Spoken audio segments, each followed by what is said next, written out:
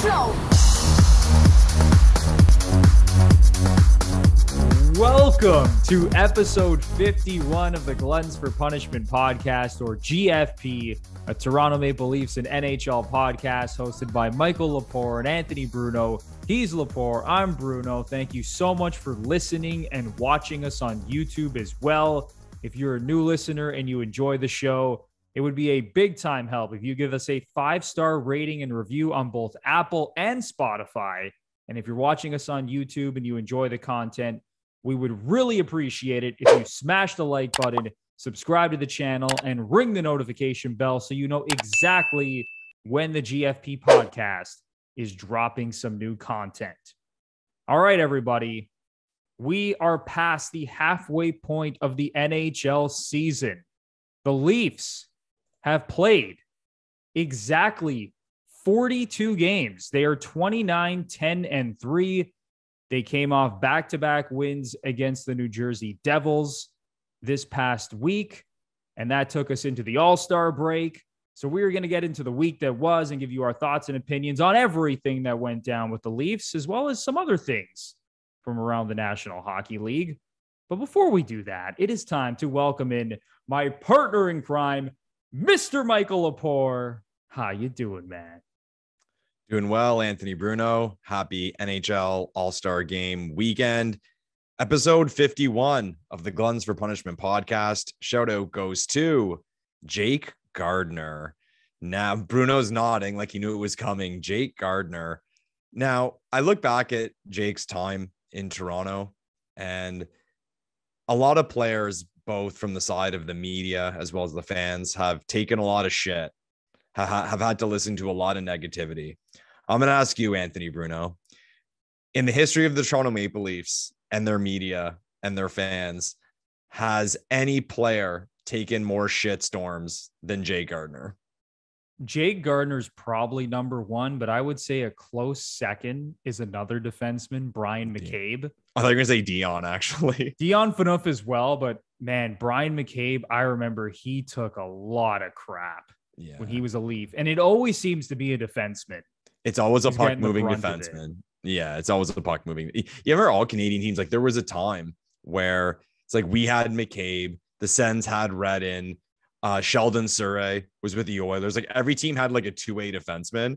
And of course, like these guys, like they were vulnerable in their own end. So quite often a goal scored and they're the guy standing in front of the net and the hate would just rain down every time. And I don't know. It's funny how Canadian fans treat their defensemen. But yeah, Jake had it pretty tough. Maybe he shouldn't have been -5 in a game 7, but we can have a whole podcast dedicated to that. Oh God, some of the things that guy did in the playoffs. And listen, for the record, I am a Jake Gardiner guy. I liked a lot of the things he brought to the table. He was a smooth puck-moving defenseman. He made plays, but he also had a lot of brain farts, and it pissed a lot of people off. And the way that he left, you know, making those mistakes in the playoffs, and like you said, -5 in game 7.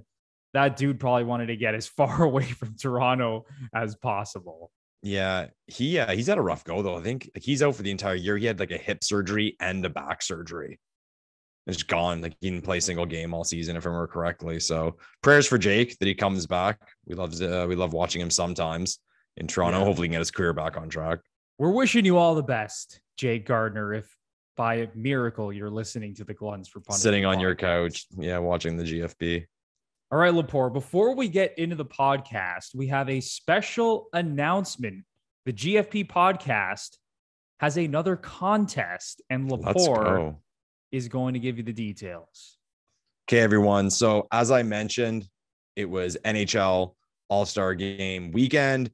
So we at the GFP podcast thought we would celebrate with 2 All-Stars. Auston Matthews, Connor McDavid. We have a Funko Pop of each of these great players. So if you'd like to get your hands on the Connor McDavid or the Auston Matthews Funko Pop, you must like this video, subscribe to the channel, and comment down below with, you ready for this one, everyone? Who you think of the 2 players will win the Stanley Cup first and why. We're trying to start some wars in the comments. Let's go, everyone. McDavid or Matthews. to get your hands on one of those Funko Pops. Put in the comments who you think will win the Stanley Cup first. And don't forget to like and subscribe. Love it, Lepore. And I want to see some heat in the comment section for Let's this see one. it, Oilers fans. Let's see, Oilers fans. What do you got? Everyone, bring it in that comment section. Like Lepore said, if you want to enter the contest to win a Funko Pop of either Connor McDavid or Auston Matthews, you have to like the video, subscribe to the channel, and then in the comment section, you have to say which of those two players will win the Stanley Cup first and why. So this Bruno's one, already laughing. Bruno's already this laughing. one is going to be a lot of fun, and I can't wait, Lepore. Yeah. All right, man. Let's get into the podcast now. The Toronto Maple Leafs, like I mentioned off the top of the show, 2-0 this past week. Let's go. With a couple of wins over the New Jersey Devils. So just to briefly go over the week that was, the Leafs started things off Monday, January 31st at home against the Devils. Jake Muzzin out for a fifth straight game with a concussion. Jack Campbell got the start, but he was awful. He got pulled after allowing 3 goals on 9 shots. The Leafs trailed 3-1 and 4-2, but stormed back to win 6-4, scoring 4 third-period goals. Auston Matthews had his 5th career hat trick. Mitch Marner extended his goal-scoring streak to 6 games. And Peter Mrazek made 19 saves on 20 shots for the victory. And then the Leafs followed that game up.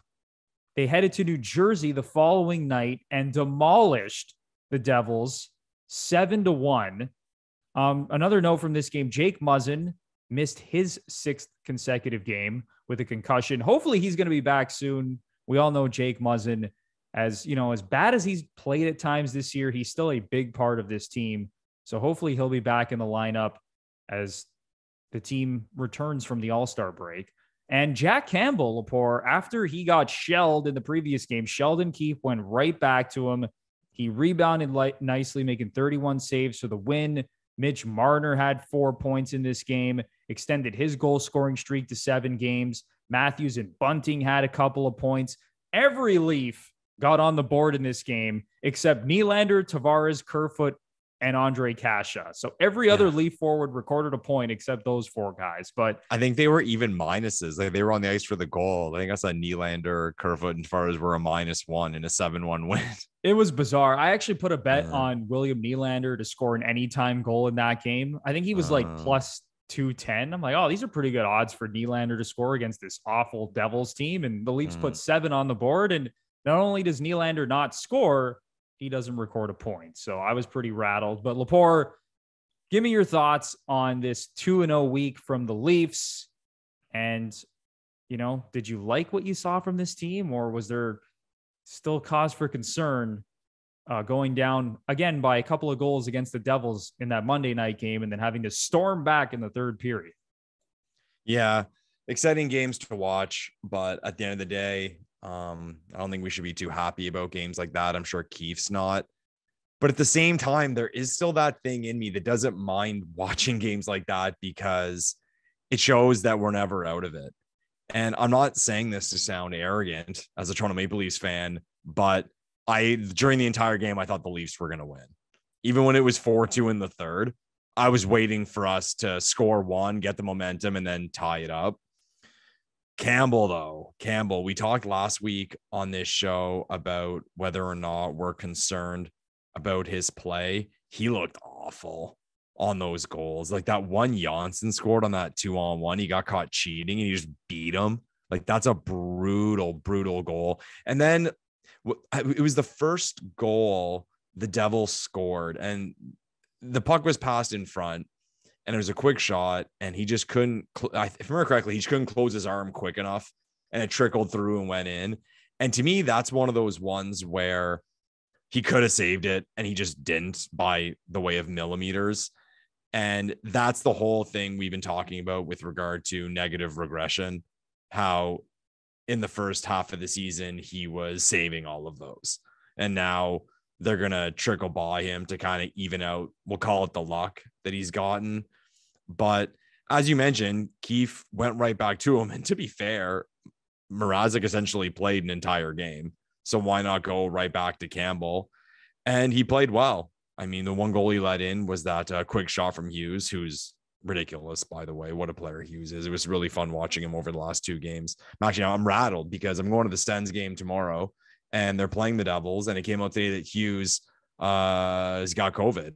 I know, that's brutal. I just saw that news today as well. And he was really good in the All-Star game. I mean, I know people kind of don't care about the All-Star game, but I believe he scored 3 goals. He was right there with Claude Giroux, could have won MVP. But that sucks, man, because I don't know who else you're going to watch on that Devils team outside of Jack Hughes and get excited about. Some Nico Hischier action or something. Okay, yeah, that's fair. I don't know. Your boy Dougie Hamilton. I think he might still be out though. Is he? Which sucks. Yeah, man. It's I thought he was back after the break. You know what? He might be back because obviously these guys have had a bunch of time off now, but let me double check if he's actually playing. Dougie Hamilton won't make the team's upcoming 3-game road trip. That news came out today. So sorry, Michael Lepore. It's going to be a barn burner, Sens versus Devils without the Devils' two best players. And I think Batherson and Norris are still out for Ottawa too. So, oh my God. I'll go to a 67s game. But the second game was just an absolute blast. And it was funny because I got a text from one of my Leafs fan buddies before the game. And just, I guess, from his feeling from the night before, he says to me, he goes, man, can we just win legit tonight and not have to worry and stress? And it was 3-0 before even blinked an eye. Leafs look great, showed their firepower, showed their dominance. Marner with 2 goals, and even beyond the goals that he's been scoring, what I'm loving from Marner is that he's shooting the puck. And it's easy to say, oh, he's scoring, he's shooting the puck. It's like, no, even when he doesn't score, you see him on the power play where early in the season, I was getting rattled all the time because he was always just looking to pass when he had a really good opportunity, but he's shooting it. And I love it. And it shows that he's gained confidence. I mean, Mitch had a rough go in the playoffs last year, and I think it trickled into this season, but he felt a lot of pressure. So I think he's relaxed a bit. And I mean, he's scored in 7 straight games. So I think it's fair to say he's relaxed a bit. But roller coaster game 1, good to see the character of this team fight back. And even the types of goals, like that winning goal was shorthanded. That play from Kerfoot, my wife's favorite player, made a great play in the Mikheyev. And then Matthews got that empty netter. And then the next night, just pure dominance. So happy at the end of the day for the way the Leafs went into the All-Star break. And hopefully they can carry that momentum into the second half of the season, because we've talked about it a million times on this show. You look at that division and you can't waste any points. Yeah, they are in an absolute dogfight in this Atlantic Division. And like you said, it was a great way to close out the first half of the season and go into the second half with 2 games like this where you're putting up 13 goals. And I know the first game was a little bit shaky and Campbell didn't look good, but he rebounded in the next game, made 31 saves in that 7-1 victory. He also looked pretty solid in the All-Star game. Again, I know it's just the All-Star game, but the thing with Jack Campbell, you want him to have that confidence, have that swag back, how he felt last season, how he felt earlier this season. The same thing with Mitch Marner. You nailed it, Lepore. He just seems really confident right now, especially with that shot, because he's obviously a pass-first guy, and he's always trying to make the perfect play.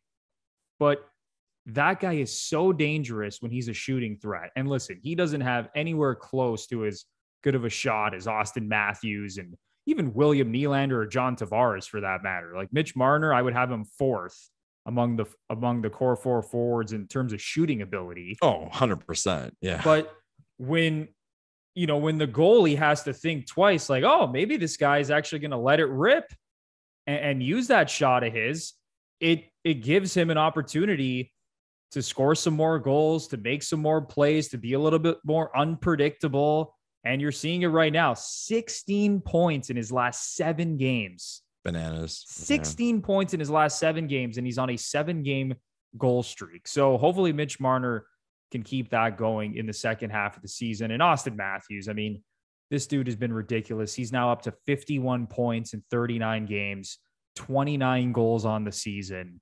So he's just humming along. Lepore, is there anything else from these two games that you want to discuss? No, I'll move on to the other parts of the show, but I will say that tying goal in the first game against New Jersey, it was a face-off win. Matthews ended up with the puck, and it was kind of weird because he was in an A+ shooting position, and with Matthews, kind of like the opposite we were saying about Marner earlier, you're expecting him to let it rip, and then he kind of cheekily laid it off to Marner for the easy goal. So it's almost like they reverse spots for that brief second, whereas you're like, Matthews, why didn't you shoot? And then Marner does shoot and score. But it was good to see. Again, always good to see wins. We wish sometimes they wouldn't be so stressful, but again, we'll always take them. We'll shit on them. We'll shit on them when they don't come back. We'll save that. Exactly. And at the end of the day, Matthews and Marner are the heartbeat of this team. As much talent as the Leafs have up and down the lineup, when those two guys are playing their best, the Leafs are a threat to not only beat any team, but to straight up just demolish any team when those guys are flying like we saw, especially against the Devils and even over the last couple of weeks. It's time for a quick break for a word from MANSCAPED. Roses are red, violets are blue. For Valentine's Day, MANSCAPED has got you. February 14th is just around the corner, and our sponsors at MANSCAPED are here for you with the best tools to get you ready for the special occasion. This Valentine's Day, it's time to join the 4 million men worldwide who trust MANSCAPED, the leaders in below-the-waist grooming. Go to manscaped.com and use the promo code GFP20 for 20% off and free shipping. Lepore, these products are awesome. They are awesome, Anthony Bruno. And I'm going to focus on everyone out there who's digging like crazy to find a good Valentine's Day present to give their man. We don't want jewelry. We don't want chocolate. We don't want clothes. What we want are clean balls. And the best way to do that would be with the Lawnmower 4.0 from Manscaped. So why not make it an A+ gift for Valentine's Day? You said it, Lepore. You have the Lawnmower 4.0, the body wash and shampoo, some other great products. There's so many good things on the website that you can get for that man who is special to you in your life. So once again, you can get 20% off and free shipping using the promo code GFP20 at manscaped.com. That's 20% off and free shipping at manscaped.com using the promo code GFP20. Join Cupid and shoot your arrow with Manscaped this Valentine's Day. We need to talk about the Atlantic Division standings right now. Do we have to? This is absolutely ridiculous. So everyone just process this for a second, okay? The Leafs right now are 29, 10, and 3. They are playing at a 119-point pace. I looked that up the other day. I did the math. Yeah. So just as a reminder, the franchise record for points in a season is 105 back in 2017, 2018. So the Leafs are on pace, and I know it's only been half a season, but they are on pace to smash the franchise record by 14 points. But right now, they sit in third place in the Atlantic Division, and they have games in hand. So based on points percentage, they're technically in second place behind the Florida Panthers. But the Leafs are in a situation where they are in the midst of their greatest season in franchise history, and they might not win the division. Like this is wild. And we talked about this on the last podcast. Every point is going to matter heading down the stretch. But Lepore, I'm going to throw it over to you and get your thoughts on this first. How do you see this playing out? Do you think the Leafs are going to finish second or third in the division, even if they have their best season in franchise history? Yeah, but even beyond that, Bruno, that Lightning season a couple of years ago where they broke all those records, didn't they have like 124 or something, or was it even more? I believe they had 128 points. It was like one of the top 5 regular seasons in NHL history. And that was the year that they got bounced in the first round against Columbus. Right. So it's nuts. And I remember correctly, we did a show on the over-unders, the futures for points. And the Leafs, I think, were like 105.5 or something, or 106. If I remember correctly, we both laughed at it. we both went under thinking like that's about the point they'll fight for, get around between 100, 105 points. But had someone told me that midway through the season, they'd be on pace for 119 points, I'd laugh at them. And that's not a hot take. You'd probably say that about 99% of teams, 99% of seasons. But I'm going to put myself out there, Anthony Bruno. You asked me how I think this division will play out. I think you will see some adjustment. I really do. If this keeps going the way it's going with regard to how certain teams just keep on winning, it would be completely unprecedented in the National Hockey League's history. So I don't think it's going to happen that way. I think the 8 spots are locked up. I don't think those teams are going anywhere. But I do think you will start to see teams regress, and you will see sort of more normality with regard to point totals. But as far as how it's going to play out, like I said, I'm going to put myself out there. I'm picking the Leafs to win the division. I really am. And that's because, I've watched every second of Leaf hockey this year, and I believe in this team. I believe in the style they play. I believe in their coaching. I believe in their stars. And kind of this week was kind of a microcosm of what they are. They can smash the hell out of a team, or they can play terribly, fall behind, and still win. And again, that you don't want those games. And when you're playing better teams in the playoffs, you don't want to fall behind. But as far as the regular season goes, I go into every game expecting them to win. And I remember us talking about the Colorado game a few weeks ago where they got out with a point. They really didn't look good. But other than that one game against Colorado, I really think for the last couple of weeks, or even the last couple of months for that matter, the Leafs seem to outplay almost every opponent. Now, no team is going to outplay every opponent every night with the underlying numbers, but it seems like the Leafs are pretty close. And with all the comebacks this team has had this year, it's funny in Leafland, a lot of teams will get complimented for that kind of thing. Whereas people trash the Leafs, they're coming back all the time. They're falling behind. That's not going to hold up. Well, they're winning and they're proving that they're never out of the game. And I'll say it, this team's been dumped on for what's in between the ears. It shows heart and character. This team could have, think of the perspective that could have how do I put this? Sort of the feeling that could have been in that locker room going into these 2 games against New Jersey. They got the All-Star break coming up. They could have been looking ahead, and maybe they were for that first game early on thinking like, it's the Devils. We're getting all points and get out of here. And they fall behind right away. The Devils scored like in the first minute, but they were able to gather themselves, get dialed in, and win, have an unbelievable third period. And in the second game, when you're kind of wondering how exactly that game's going to go, it's weird. They're playing them again. There was the big comeback. It's back to back, and they humiliate them. They humiliated the New Jersey Devils that game. So I will say it, man. I go into every game thinking this team's going to win, and I think they're going to finish first place in the division. I really do. I would bet on it.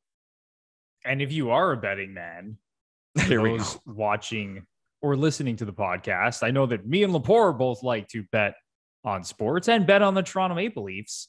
Right now, the Leafs are plus 250 to win the Atlantic Division. So the Florida Panthers right now, the favorites to win the Atlantic at plus 140. Tampa's at plus 160. And the Leafs, I like that value at plus 250. That's really good value. Like, all biases aside, that's really good value. And you know what, Lepore, I hate to agree with you all the time, but I think I'm right there with you, man. I think betting on the Leafs to win the division is the play. I think they're going to finish either first or second. I don't think they're going to stay third in the division right now. And like I said, based on points, they're in third because they have multiple games in hand on both the Lightning and the Panthers. But I think the big games are going to be against the Florida Panthers. The Leafs and Panthers have not played yet this season. They play 3 games before the season is over. One of those games is in Toronto, and 2 of those games are in Florida. And one thing about the Florida Panthers, this team is an absolute buzzsaw on home ice. They are 23-3 on home ice this season. And just doing a quick scan, they have been the best home team in the NHL. The only other team close to them is Colorado at 22-2. And one thing with the Panthers, they're not very good on the road, 9-7-5 away from home. So they have played 5 more games at home than they have on the road. So maybe that evens things out a little bit for the Leafs. The Leafs have played 21 at home, 21 on the road, and pretty similar records. The Leafs 16-4-1 at home, 13-6-2 on the road. Mm-hmm. So it doesn't really matter where the Leafs are playing. They show up. They're good in any building. They can put up goals. They can make plays. Their defense has been good. And even just going through some of the stats at the halfway point of the season. Right now, the Leafs, 4th in points percentage in the NHL, 4th in goals per game, 6th in goals against per game, 4th in goal differential, 1st in power play percentage, 3rd in penalty kill percentage. They're essentially a top 5 team across the board in all the major statistical categories. And I know there's other underlying numbers and other analytics that we can get into, but when you're just looking at the nuts and bolts here, how good is this team defensively? How good are they offensively? How good are the special teams? How good is the goaltending? They're essentially a top 5 team across the board. And when you look at the Florida Panthers, another thing about Florida, and I know that they're extremely potent offensively. In terms of goals per game, they are tied with Colorado right now in a dead heat for 1st in goals per game. They're both scoring over 4 goals a game. But defensively, the Florida Panthers are not very good. They're 16th in the NHL right now in goals against per game. This is not a tight ship over there. This is a team that comes out and they can roll 3 lines. They got a lot of good players. Like their top 9 might be the best top 9 in the NHL. I mean, really, it's Florida, the Leafs, Colorado, Tampa for that matter. But I think they're right up there in terms of the best top 9 in the league. But defensively, they're just not very good. So you would think maybe over the second half of the season, if they don't tighten things up defensively and with all the games that they're going to have to play away from Sunrise, that maybe that gives the Leafs an opportunity to come back up there and take 1st in the Atlantic Division. What's the Leafs goals per game, Bruno? The Leafs goals per game right now, they are 4th in the NHL, averaging 3.6, whereas the Panthers and Colorado Avalanche are 1st at 4.09 goals per game. I'd like to see historically, like if team has the number 1 team been around 4 goals, that seems high. That's maybe really high, actually. That's like high.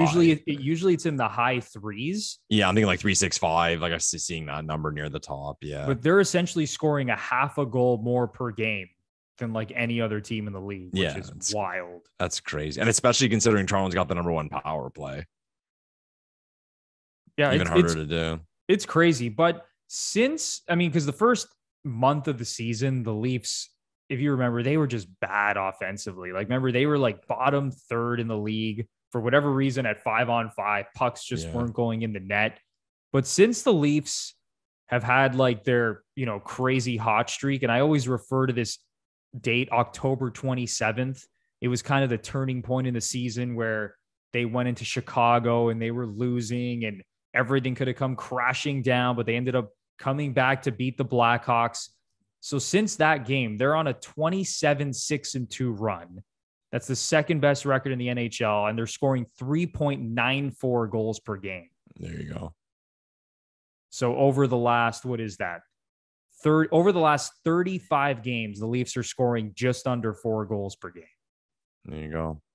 So yeah, man, I think it's not crazy to say at all that the Leafs right now are, they're not the betting favorite to win the Atlantic Division, but I think if you were to poll 100 hockey fans, I bet you 50 out of the 100 would say that the Leafs are probably going to win the Atlantic Division. Like, am I crazy?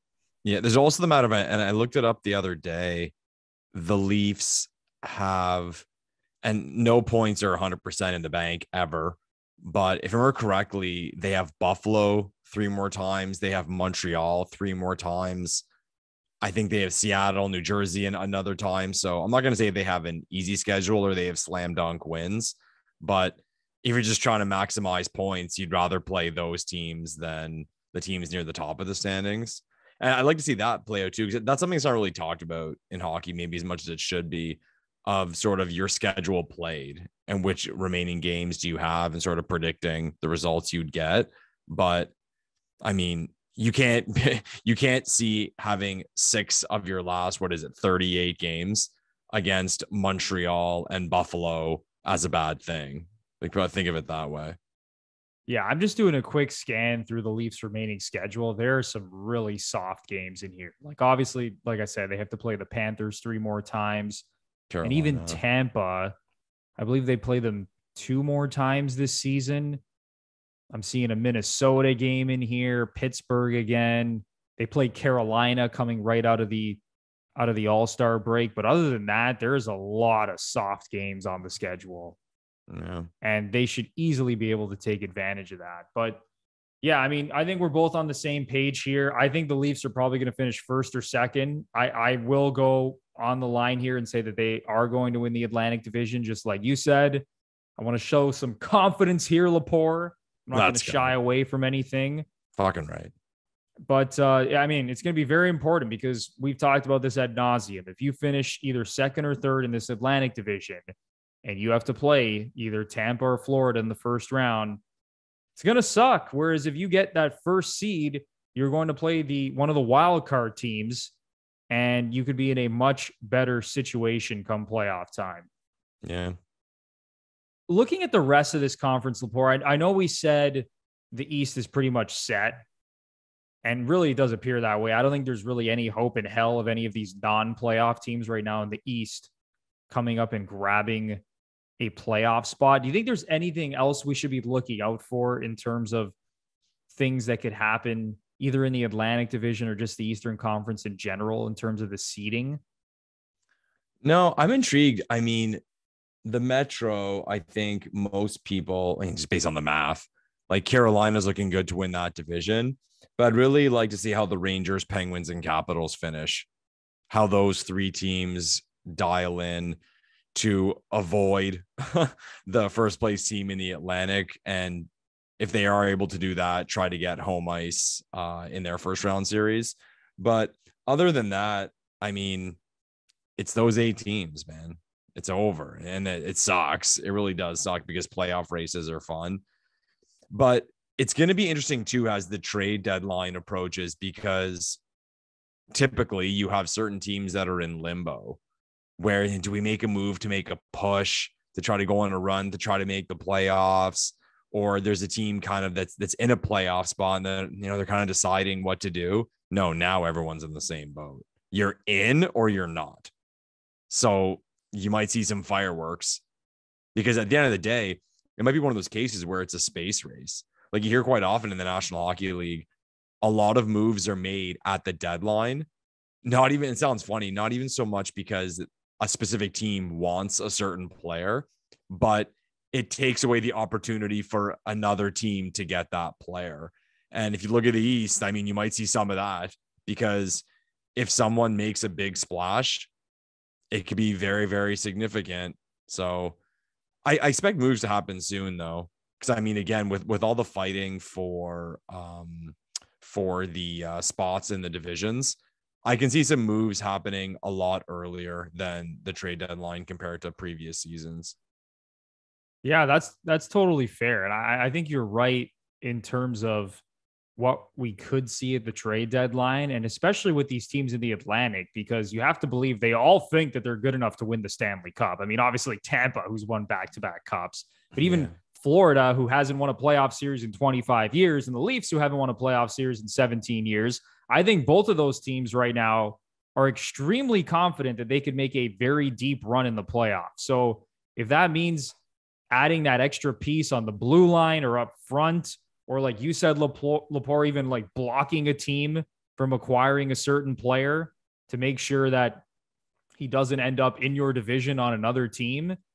And, one player essentially could decide the playoff race at this point. If one of these teams lands a marquee defenseman, a marquee guy in the top 6, that could be enough to swing the division, especially how close all these teams are right now. So that'll be very interesting to keep track of, especially leading up to the NHL trade deadline. Lepore, shall we move on to our next topic? Let's do it, Anthony Bruno. All right, man. Let's get into some awards predictions. Fun. So we're basically at the halfway point of the season. I know some teams have played like 45, 47 games. Other teams have only played 42 games, like the Leafs. But right now, let's start things off with the Rocket Richard Trophy. So Auston Matthews, the reigning Maurice Rocket Richard Trophy winner, currently sitting third in the race with 29 goals. So Chris Kreider's number one. He's got 33, having an unbelievable season. Leon Draisaitl is second with 32. Then you have Matthews and Ovechkin tied at 29, and Alex DeBrincat rounds out the top five with 26 goals. But what's interesting, Lepore, is that when you look at the odds right now, Auston Matthews is the current betting favorite to win the Rocket Richard Trophy at plus 225.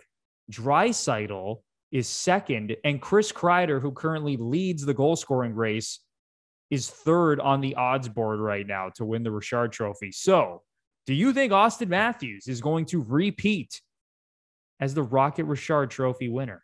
Out of curiosity, where's Ovechkin on that list?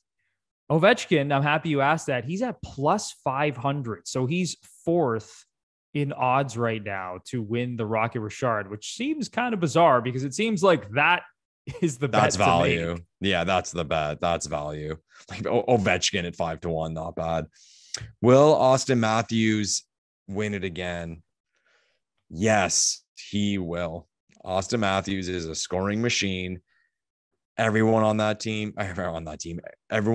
list is an incredible player. They score for fun, but I'm just going to go on Matthews. I'm going to go on the guy who won last year. I'm going to go on the guy who I watch the most and I see what he can do all the time. So call me a homer, but I'm sticking to the blue and white. And I think for the second straight season, Auston Matthews will win the Maurice Rocket Richard Trophy. I love it, man. He has been on an absolute heater because you think back to his first 6 games, he had 1 goal in his first 6 games this season. Like, remember, he was dealing with the wrist injury and people were thinking, oh my God, when's he going to go back to being the Auston Matthews that we know he is? You know, everyone thought, how long is this going to last? Is this injury going to linger? But, you know, since going 1 goal in those first 6 games, I'm just looking at the numbers here, Lepore. So this dates back to like early November. Auston Matthews. That's like 28 goals in like 34 games. 28 goals in 33 games. So he has the most goals in the NHL essentially since the start of November. 2 ahead of Kreider, 3 ahead of Draisaitl. Ovechkin is actually 8th in that time span. He has 20 goals in his last 37 games. So he exploded off early a on. little bit. Yeah. After being basically the hottest goal scorer in the league over the first month plus of the season. Yeah. But yeah, man, I think Matthews is going to repeat as well. I really do. I don't see Chris Kreider maintaining this. I mean, I know he's leading the league in goals right now, but do we really think that Chris Kreider is going to score? Because let's be honest, you're going to have to score 50 goals most likely to win this award, right? At least. Do we see Chris Kreider scoring 50 plus? I mean, it's possible. He's only 17 away, if you think of it that way now. So it could happen. I think it's gonna take more than 50. Like, I think the 3 that jump out to me are Draisaitl, Matthews, and Ovechkin. I think one of them might get 60. It's definitely possible. They're all streaky enough where, even remember Draisaitl, the beginning of the season. Oh my God, he had like 20 goals in his first like 10 games or something. Yeah, wasn't he on like that? Yeah, he was on pace for like 85 goals or something stupid. It was just ridiculous. The guy was at one point, he was averaging like 2 points a game, like over. I mean, I don't think he was averaging 2 goals a game. I think I was getting a little bit ridiculous there, but he was averaging like at least a goal a game, which is absurd. Like it was wild. So he's even cooled down a little bit, even though he has 32 goals. But yeah, I mean, I don't think it's going to be Kreider. And again, maybe that's just me being like, it's Chris Kreider. He's not on the same level as these guys, but you know, he's proved us all wrong to this point. So it's possible that he could, keep things going. But I think the bet, like we talked about, is Ovechkin because he's at 5-1, 100%, 4 goals off the lead. And it's Alexander Ovechkin, who's won like 500 Rocky Richard trophies in his career. So that's probably the bet. But no, I do think, and I think the books are on the same page as us, that it's probably going to be Auston Matthews, especially considering how good he's been since the start of November. So we'll see. But my money will also be on Auston Matthews, Lepore. If not Matthews, who would you bet? I'd probably bet on Draisaitl. Just too. Because, I mean, that power play, even though the Leafs right now have the number 1 power play in the NHL, all it takes is the Oilers to go on like a 1 month, just ridiculous hot streak on the power play where Draisaitl scores, 17 goals in 16 games. And then next thing you know, he's leading the Rocket race by 3 or 4 goals. So I think my money, other than Matthews or even Ovechkin for that matter, would definitely be on Leon Draisaitl. Draisaitl is just so good at putting himself in easy positions to score. And that's an underrated talent. Like sometimes, and I'm not trying to say Draisaitl scores a lot of garbage goals, but it seems like he gets a lot of goals where it's like, how'd he get there? And how do you get so open for that shot? It's a talent, man. Unbelievable player. So I'm with you. Again, I hate to agree, but if it's not Matthews, my money would be on Draisaitl. No, you're definitely right, because he's not fast by any means. Like I think Matthews isn't fast either, but I think Matthews is a better skater and moves around better than Draisaitl. And you can disagree with me on that if you want, but he kind of reminds me, and tell me if this is a terrible comparison, but the way he's able to kind of get open with ease and get his shot off, he kind of reminds me of Danny Heatley in that sense. Yeah. And I think that Draisaitl is a better player than Danny Heatley was, even though Danny Heatley was like what, a 3-time 50-goal scorer, back to back. Yeah, that's right, back to back. So I don't know. He reminds me a lot of Danny Heatley, just the way he's like, you just you're like, how the hell did he get so open there? And some of it is McDavid is just a ridiculous playmaker. I know they don't play together all the time, but man, Draisaitl just has a knack for finding that right soft spot and just getting that shot off. And man, he's a hell of a player. I think sometimes the scariest thing about certain hockey players is not knowing why they're so good. Say with Matthews, you see the talent in 2 seconds. You see the shot.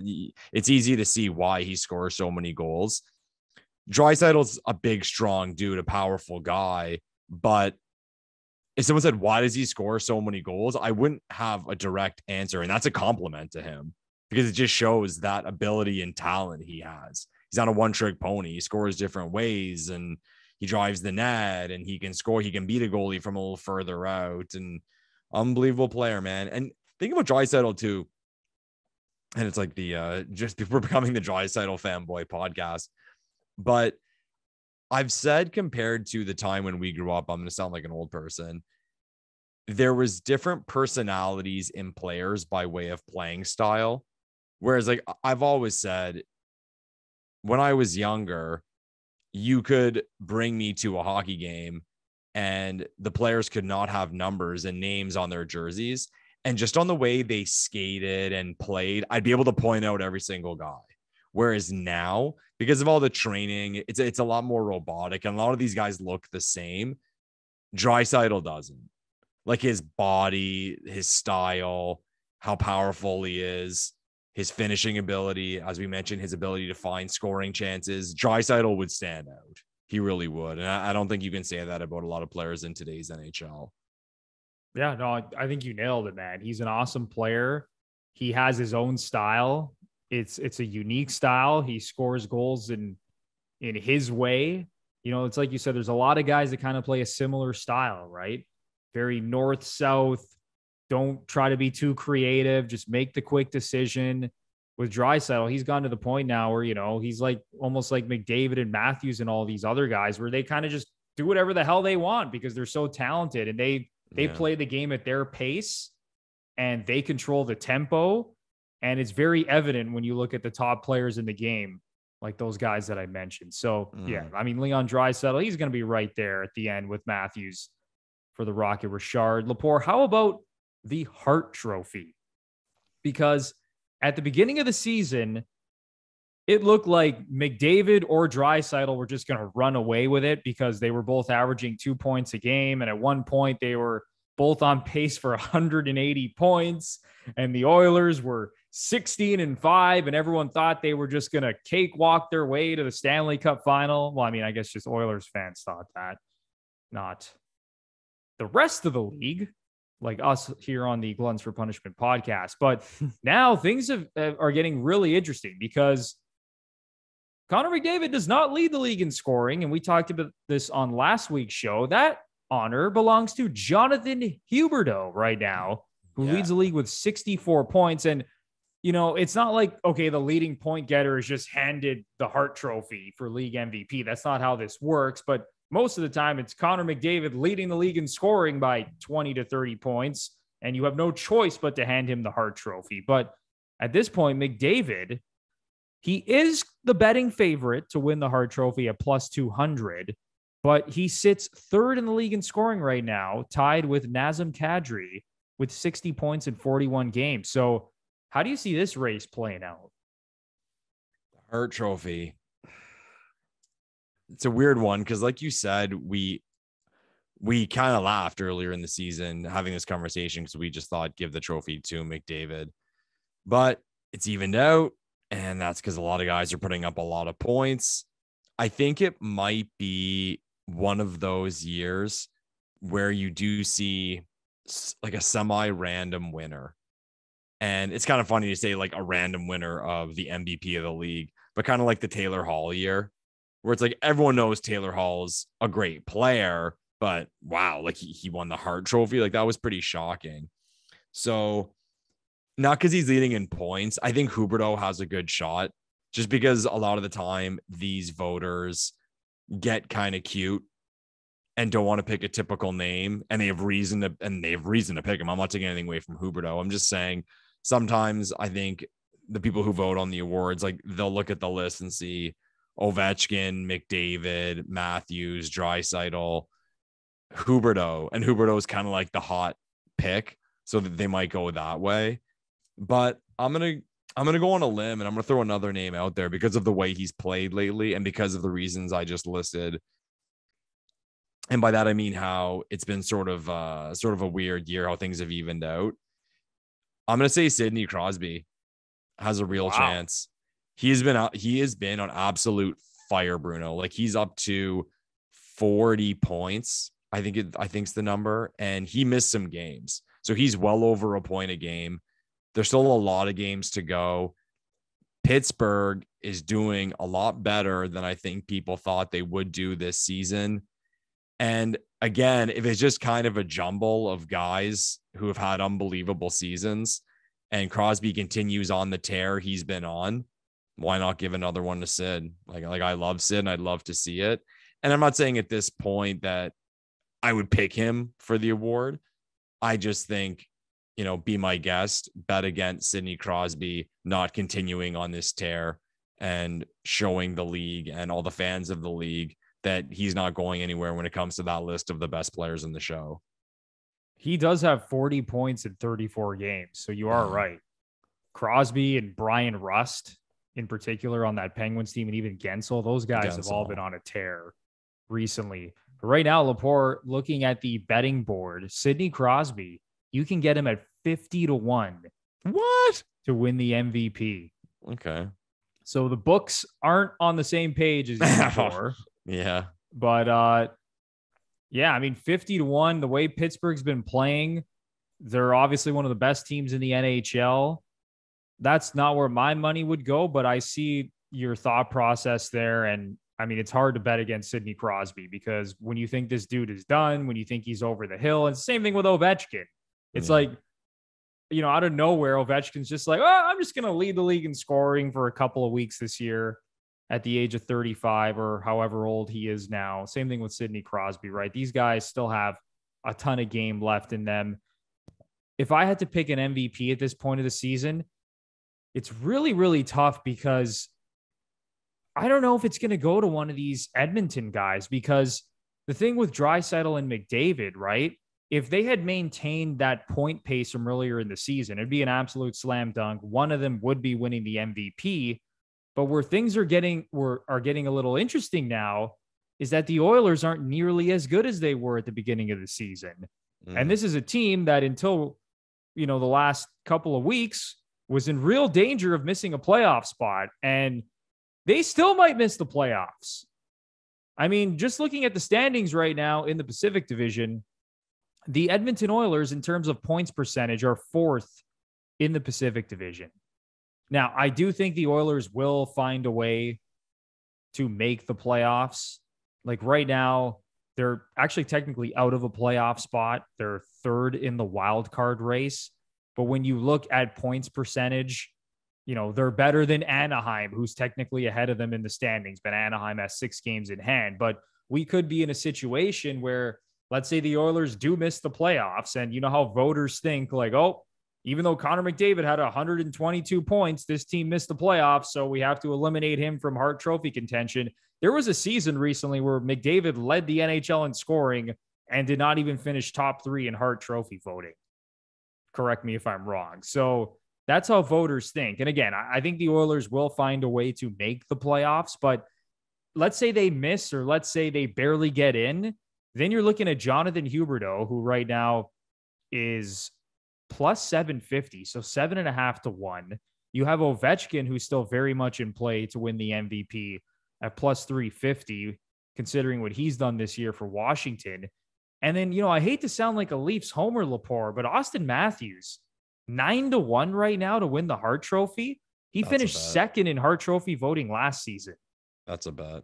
Ovechkin at 350 is a shit bet. Like Matthews at 9 to 1, that's a bet. That's the bet right there. And again, I hate to be the Leafs homer. Bruno, you love the Leafs. You love Auston Matthews, blah, blah, blah. But that's actually a really good bet.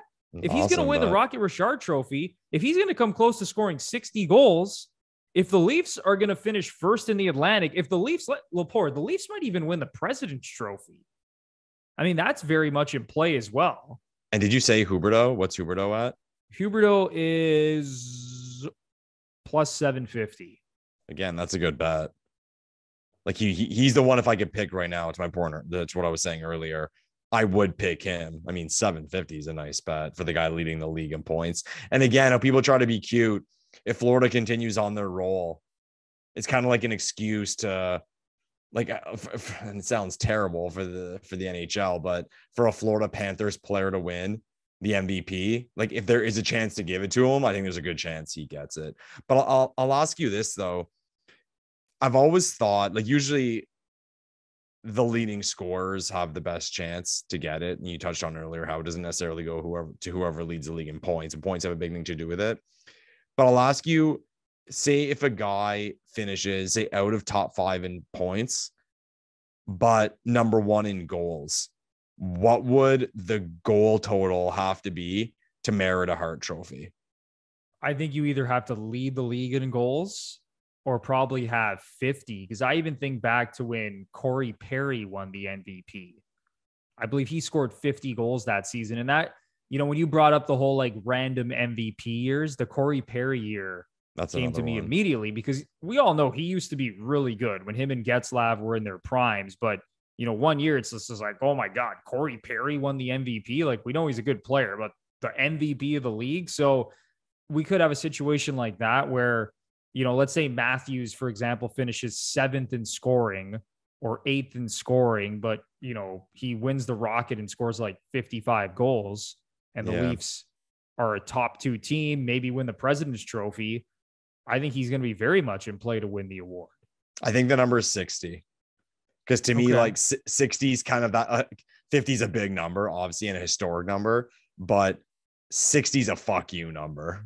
Like we have one of the recent ones we've seen, we saw Stamkos and Ovechkin, and that's it in recent times, get pretty 60 much. goals. So I think that's the number. If someone's, say, and it probably would be either Draisaitl or Matthews, but now that I say that, I don't think Draisaitl, especially if he scores that many goals, will be outside the top 4 or 5 in scoring anyway. But I think it's more we're talking about Matthews. If he finishes outside the top 5, what would be the number? And then the one I circle is 60 to have a real shot at the Hart Trophy. And I think if no one separates in terms of both point total or goal total, I think it's going to come down to really team success. As much as people might hate to hear something like that, it's going to come down to which team is better. Like if it comes down to, okay, who's the MVP, Huberdeau or Matthews? And they have, Huberdeau has more points, but Matthews has more goals. Well, it's like, okay, whose team was better? Right. So it could come down to something like that. But this is going to be a very interesting race this year because last year was like, Connor McDavid had 104 points in 56 games. Like it was just absurd. I think, did he win it? Was he a unanimous MVP? I believe he was. I think he may have been unanimous. I want to say maybe there was like one he didn't get, or am I thinking of another award in another sport or something? But we'll have to look that up. Yeah, he was either unanimous or very close to it, and Matthews was second. I mean, that's pretty much it. But Lepore, let's move on now to the Vezina Trophy. Sure. Another Leaf is in contention to win this trophy, even though he's been pretty bad the last 14 games. Jack Campbell with a sub 900 save percentage and a goals against average over 3 since December 1st. But he is currently third on the odds board at plus 700 to win the Vezina Trophy. The betting favorite right now is Rangers goaltender Igor Shesterkin at plus 160. And Andrei Vasilevsky, who I think we both agree is the best, most talented goalie in the world, he is second at plus 550 to win the Vezina Trophy. It has the ship sailed for Jack Campbell in terms of winning the Vezina Trophy and then signing a $8 million per year contract? I think so. If I'm being perfectly honest. So there, everyone. We're not Leafs homers, but no, I think he's out of it.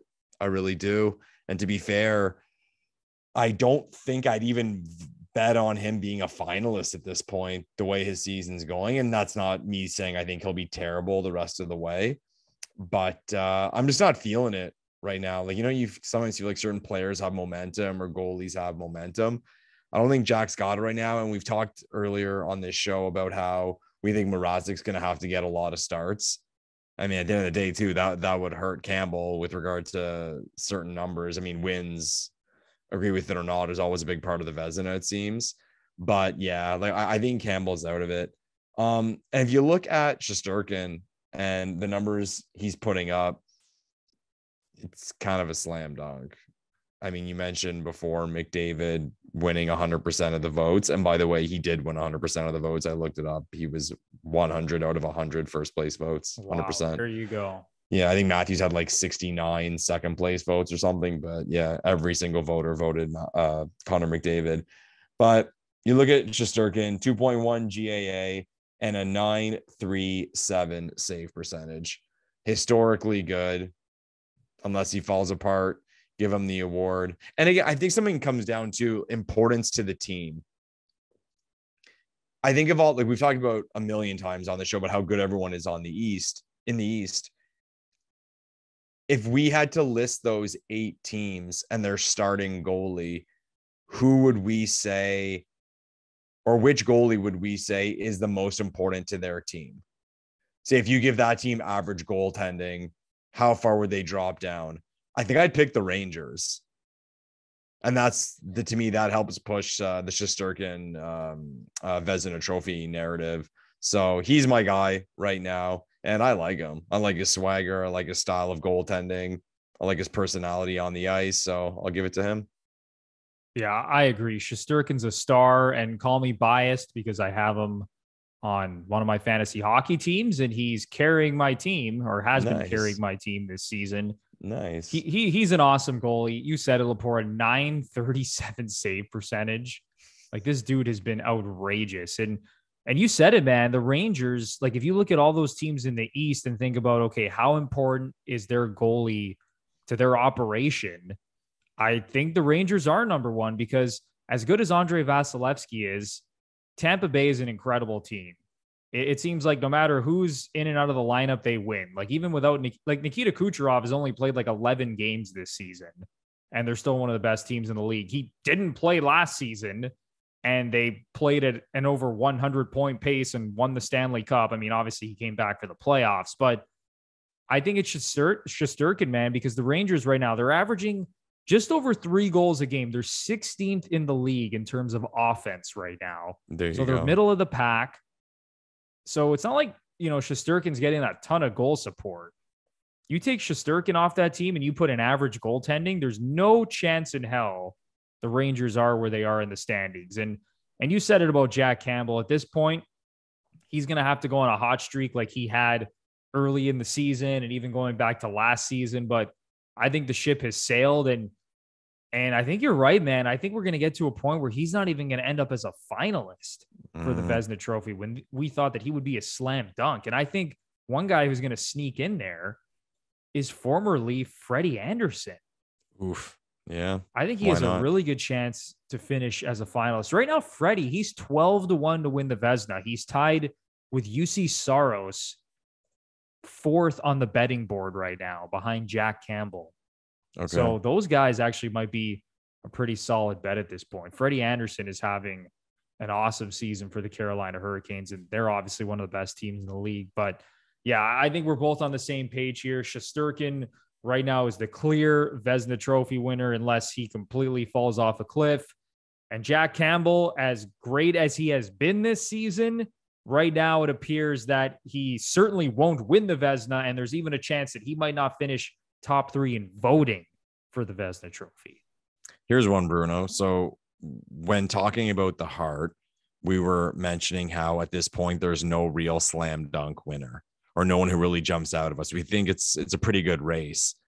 Shesterkin, 22, 5, and 2 with 3 shutouts. And as we mentioned, a 2.1 GAA and a 937 save percentage.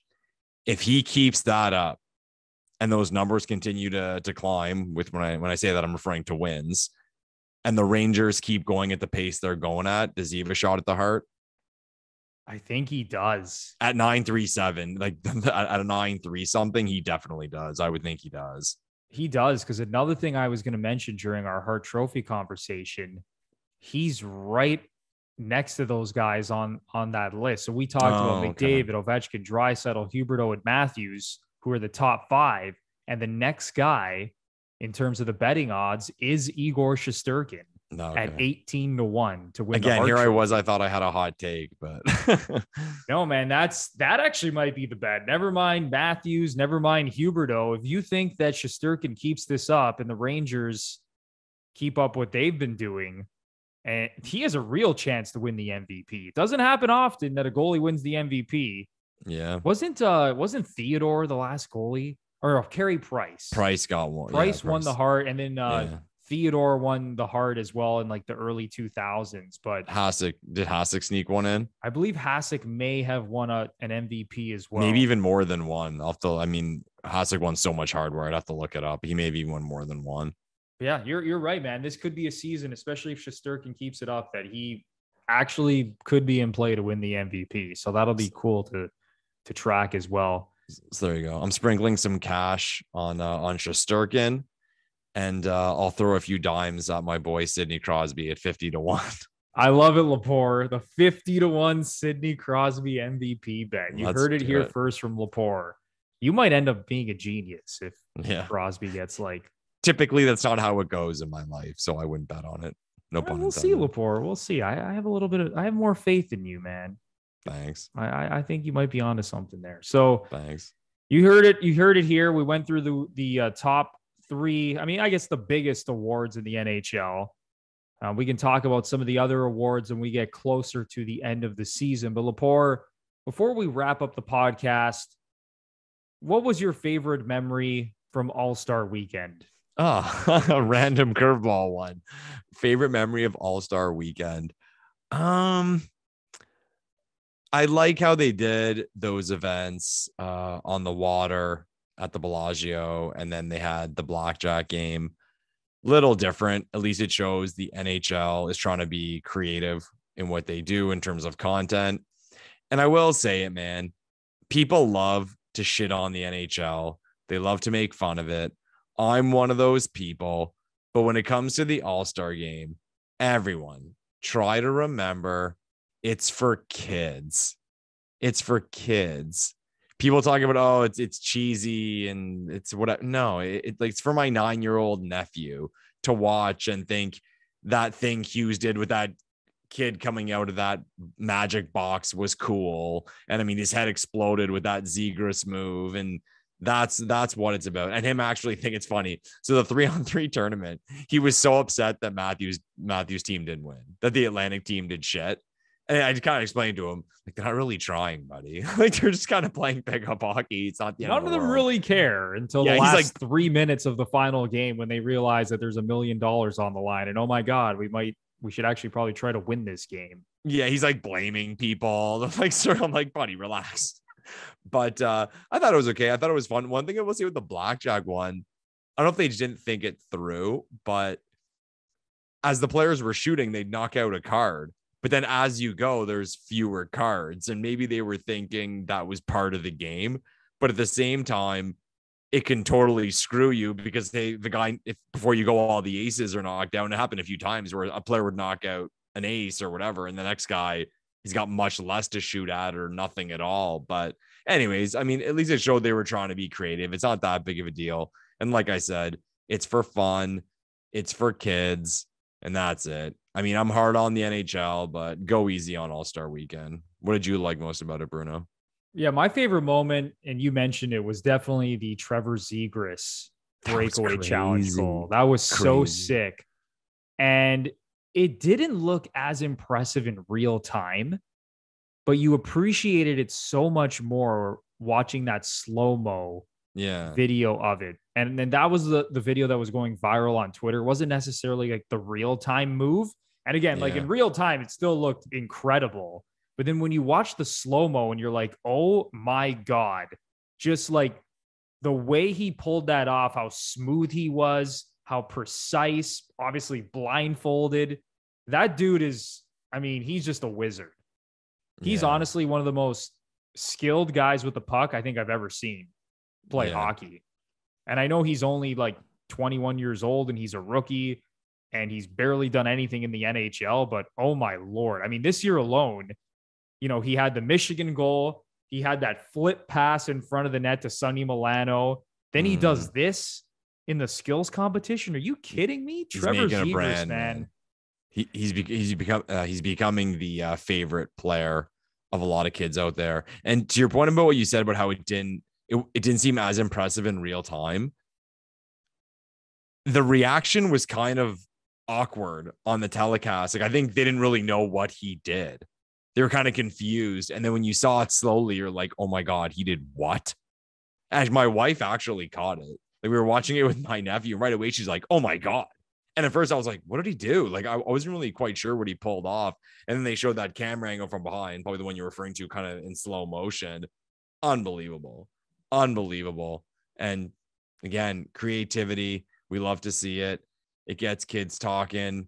I'm sure Zegras jerseys are flying off the shelves since it happened in kid sizes, but awesome, man. Awesome. And you said it. He is quickly becoming the favorite player of a lot of kids who watch the NHL. And that's amazing because I think this league needs more players like Trevor Zegras, guys that are willing to be creative, put themselves out there, try crazy things, not even just in the All-Star game or during the skills competition, but trying wild, crazy things during an actual game. Yeah. So this guy he's awesome.